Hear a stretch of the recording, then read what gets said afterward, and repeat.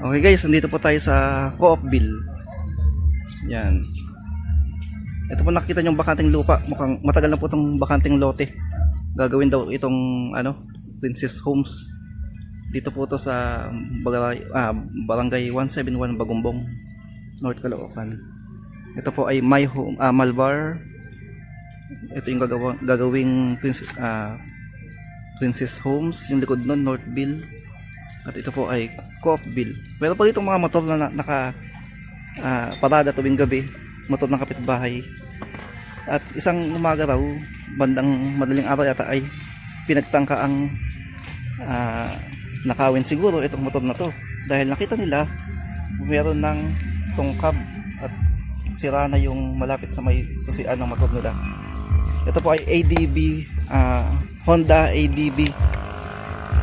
Alam ko ito yung 155 version, 155cc. Yan, ito po yung nakita ko. Meron na po siyang basag.